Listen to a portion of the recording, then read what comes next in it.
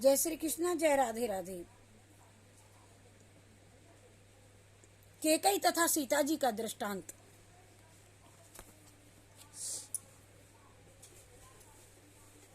बड़े भाग्य से मानुष तन मिला है, भगवत भक्ति में बिताए।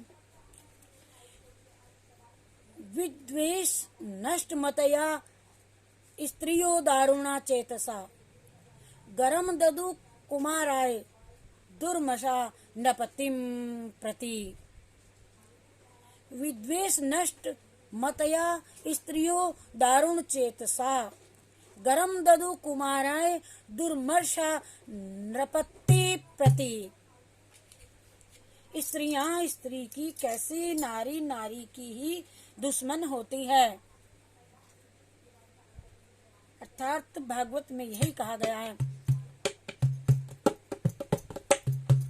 कृष्ण राधे की जय, राधे कृष्णा की जय हो, कृष्ण राधे की जय, राधे कृष्णा की जय। मुरली वाले हो, मुरली वाले कन्हैया तेरी जय जय जय। कृष्ण राधे की जय, राधे कृष्णा की जय, कृष्ण राधे की जय, राधे राधे कृष्णा की जय। मुरली वाले कन्हैया तेरी जय जय जय हो, बंसी वाले कन्हैया तेरी जय जय जय। ये सत्संग के अमृत कण। इन स्त्रियों का कितना दारुण हृदय होता है। विद्वेष में इनकी मति नष्ट हो जाती है। अपने स्वार्थ से सब कुछ कर सकती हैं।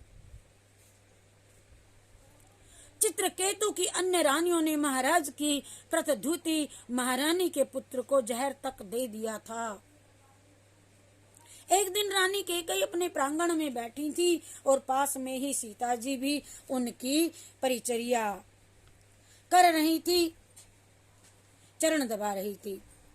कुछ मनोविनोद की बात करते करते कैकेयी ने सीता जी से कहा, सीते, मैंने रावण को कभी नहीं देखा, तुमने तो रावण को देखा है, तुम बस दीवार पर रावण का चित्र बना दो। रावण को आपने देखा है, इस दीवार पर आप रावण का फोटो लिख करके हमको दिखाओ। कैसी परीक्षा सती सावित्री की भी हुई थी, सीता जी की आज हुई है। सीता जी ने कहा, माता जी, मैंने रावण को अपनी आंखों से नहीं देखा। हाँ, जब वह पंचवटी में मुझे मारने को आया था, उस समय उनके पैर का अंगूठा अवश्य देखा था। वह ब्राह्मण के रूप में आया था। सीता, ऐसा ही तो बना दो। ऐसा ही तो कभी नहीं हो सकता कि आप इतने साल तक, जिसके पास तू 1 साल रही, उसको तूने देखा तक नहीं। झूठ मत बोलो सीते, ऐसा नहीं हो सकता कि आपने उनको नहीं देखा हो। कैकेयी के विशेष आग्रह पर सीता ने भीत पर रावण के पैर का एक विशाल अंगूठा बना दिया। थोड़ी देर बाद सीता अपने महलों में चली गई। सीता जी के चले जाने पर देशवश कैकेयी ने राम को दिखाने के लिए उस अंगूठे के अनुसार रावण के भयानक पूरे शरीर का चित्र स्वयं अपने हाथ से बना दिया। उसी समय किसी कार्य से श्री रघुनंदन माता के भवन की ओर को आ गए। राम जी को अपने भवन की ओर आते देख कैकेयी ने उनका आसन उस ही दीवार के नीचे चित्र के पास में ही लगा दिया। राम जी ने आकर के माता को प्रणाम किया और आसन पर बैठ करके कुशल क्षेम प्रश्न वार्ता होती रही। अचानक राम की दृष्टि उस दीवार पर पड़ी जहाँ रावण का चित्र बना था। राम जी देखकर माता से बोले, माता, यहाँ रावण का चित्र किसने बनाया है? उत्तर में कैकेयी जी ने कहा, राम, ये तुम्हारी बहू सीता जी ने बनाया है। जहाँ जिसका मन लगा रहता है, बार बार उसकी याद आती रहती है, अर्थात उसने यह चित्र बना दिया। यह एक सीधा साधा सा नियम है। पर स्त्रियों के चरित्र को कौन जान सकता है। शिव आदिक भी तो स्त्री चरित्र का पार नहीं पा सके। वे भी क्रोधित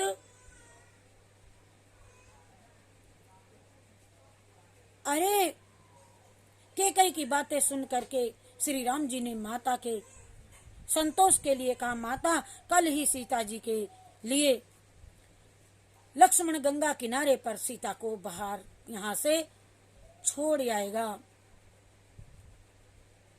श्री राम जी ने माता के संतोष के लिए ये सब बातें कही और केकई ने कहा ये तो रावण पर मोहित है। माता कोई बात नहीं, सीता को घर से निकाल देते हैं, लक्ष्मण जी को आदेश देते हैं गंगा किनारे छोड़ आए और विश्वास के लिए उसका एक हाथ काट करके ले आएगा लक्ष्मण। स्त्री हत्या के भय से माँ मैं उसे मारने की आज्ञा तो नहीं दे सकूंगा, लेकिन सीता का एक हाथ काट करके आपको ला करके दिखा देंगे। पर जब उसके हाथ नहीं रहेंगे तब वह जीवेगी कैसे। और फिर बनेला एक जीव होता है, बनेले जीव उसको वन में खा जाएंगे। और इस प्रकार राम के वचन सुनकर केकई बहुत प्रसन्न हुई और मन ही मन सोचने लगी, ठीक है, सीता के वियोग में राज्य महल में राम राज्य का कार्य नहीं कर सकेंगे। सीता के वियोग में राम जी भी अब और राजा नहीं बन सकेंगे फिर से। लक्ष्मण भी राम की सेवा में लगे रहने के कारण राज्य का कार्यभार अपने ऊपर नहीं लेवेगा। मती तो देखिए केकई की, ऐसी अवस्था में मेरे बेटे भरत से ही राज्य का काम संभालने को कह देंगे और जो मेरे मन की बात है वह पूर्ण हो जाएगी। सहज में ही मेरे पुत्र को राज्य का अधिकार मिल जाएगा। केकई आज बड़ी प्रसन्न है। राम जी की माता को प्रणाम करके अपने महलों में चले गए। राम जी सब कुछ जानते थे, लेकिन ये स्त्री जाति नारी का व्यवहार बताया गया। सीता जी अपने स्वामी को आते देख उनके पूजन की सामग्री मंगवाई सीता जी ने और राम जी का विधिवत पूजन किया। सीता राम दोनों एक आसन पर बैठे हैं, दोनों का मनोविनोद हो रहा है। उसी समय राम जी ने माता केकई के भवन की सारी घटना आज सीता जी को सुनाई। मानो आज सीता जी का फिर से दुखद समय आ गया, अंतिम दिन समझिए। और राम जी ने जब माता की कई सारी बातें बताई, स्वामी माता जी ने मुझे रावण का केवल अंगूठे का चित्र बनाने का आग्रह किया था, बाकी उन्होंने सारा पूर्ण चित्र स्वयं ही बनाया है। कल्पना से रावण का आकार बनाया, मैंने अंगूठा का चिन्ह जरूर बनाया, क्योंकि मैंने पंचवटी में केवल ब्राह्मण रूप में उनका चरण का अंगूठा ही देखा था।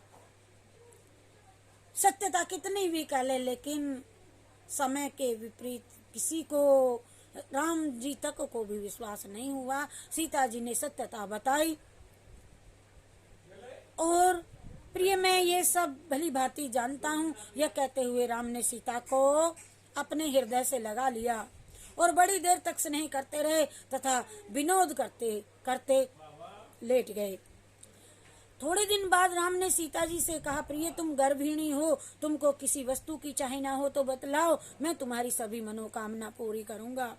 सीता जी ने कहा, रामचंद्र जी मेरा कभी कभी तपस्विनियों के, बाबाओं के, संतों के दर्शन की इच्छा होती है और गर्भवती हो तो अवश्य ही ऐसा विचार अच्छी बात है कि उनको मैं कोई वस्त्र आभूषण आभरण दे करके प्रसन्न करूं, मेरी यह इच्छा है। राम जी ने कहा, तुम कल ही लक्ष्मण के साथ वाल्मीकि जी के आश्रम में जाओ और इच्छानुसार तपस्विनियों को दान दे करके संतुष्ट करो। वाल्मीकि मुनि के आश्रम में महाराज जनक अपनी प्रिया के साथ पहले भी सीता के रहने की व्यवस्था पहले से ही कर चुके हैं वाल्मीकि जी। और वाल्मीकि जी ने ये रामायण पहले ही लिख दी थी। वो कल कथा में आया था कि वाल्मीकि व्याध। सीता ने महात्मा के आश्रम में सुखपूर्वक निवास किया और विद्वेष में स्त्रियों की मति कितनी विपरीत हो जाती है, उनको पूर्वापर का ज्ञान नहीं रहता। ऐसे ही चित्रकेतु के पुत्र को भी जहर दे करके मार दिया गया था। यह प्रसंग हमने रामायण आनंद रामायण से उठाया है। त्रुटि हो तो क्षमा करना।